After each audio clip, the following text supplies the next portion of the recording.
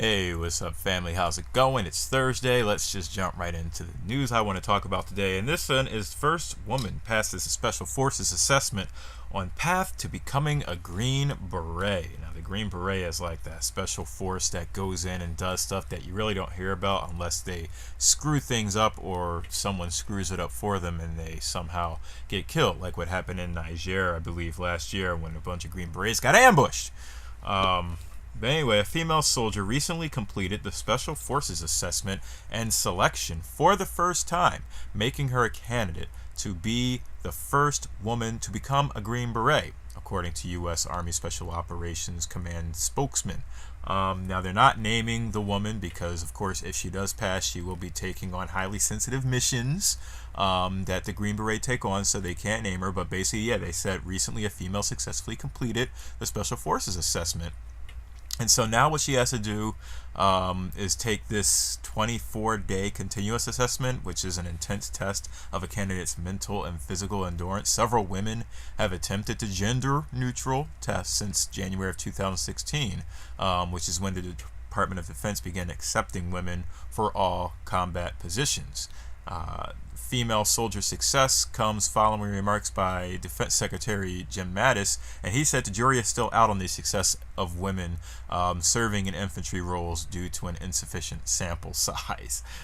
This is a policy I inherited. So far, the cadre is so small, we have no data on it. We're hoping to get data soon. And I just got the feeling that Mattis just isn't really happy with women being serving on the front lines. Women have been in the military and have served in various capacities, but they haven't been able to serve in all capacities in the military. And so right now, Mattis and just a bunch of people in the military have, for some reasons that I see obvious, they might not quite believe that women should be serving. So let's just talk about some of the history here. So this isn't new. Military, welcomed their first infantry Marines. The U.S. military did, I believe it was in 2017, or maybe it was 2016. I can't remember. But it comes after the policies were pretty much changed back in 2015 under the Obama administration. But yeah, so the first infantry battalion showed up at Camp Lejeune, which, hey, that's where I was born. Isn't that pretty sweet?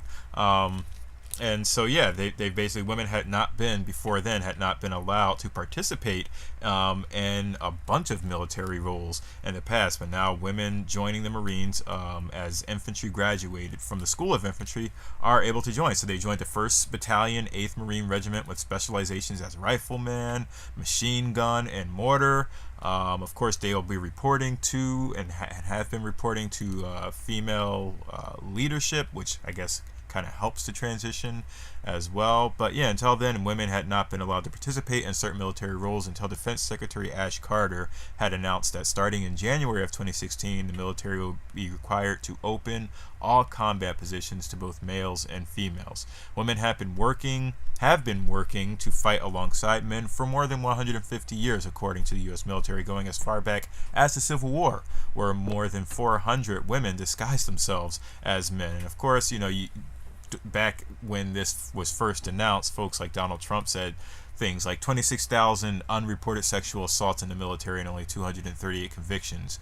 What did these geniuses expect when they put men and women together? Obviously saying that this is just a bad idea. And then, of course, nominee for Defense Secretary James Mattis had a bunch of comments. He said, when you have to reduce standards, as you would have to do it. And when you would mix, when you mix eros, love, when you mix affection for one another, that could be manifested sexually. I don't care if you go anywhere in history, you will not find where this has worked. Never has this worked, Mattis said in 2015.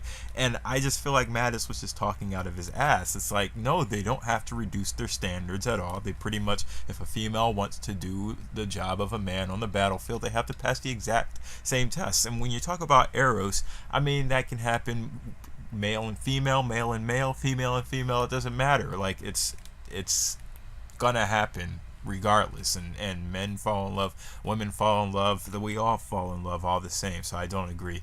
And then at the time, Senator Kirsten Gillibrand was one of the proponents against Mattis, saying, I do have concerns about the role of women in the military.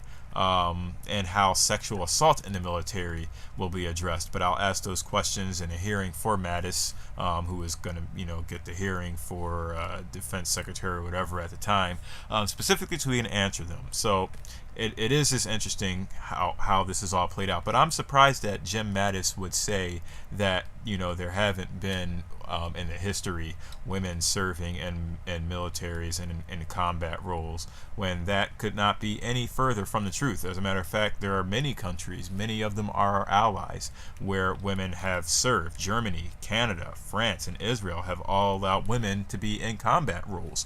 And since 9/11, Germany reports that their female recruits have actually tripled in numbers. So I'm not sure exactly what history lesson James Mattis has had, but they've obviously been in these roles, and they have succeeded in these roles. And so I, for one, am excited to see if this unknown female Green Beret actually will succeed and pass the test to become a Green Beret. My hope and my heartfelt best of luck and best wishes does go out to this female, because we need great people, and we need a diverse group of great people to ensure the success of our missions all around the world. My ultimate dream and desire would be that we don't need to see men or women in combat roles anymore, that war would just be a thing of the past. But thank you, military industrial complex, there will always be a role for fighting human beings until we switch to robots. Maybe we'll never switch to robots, who knows. You gotta have something for people to do, even if that means putting barbed wire down on the southern border. But I digress from all that. Again, I am happy that this female has come a long way, and she passed this first grueling test, whatever it was, and she is well on her way to becoming the first female Green Beret. So let me know again what you think about women serving in the military. Should it be allowed? Is it harder to control a military that is more diverse, or is it easier?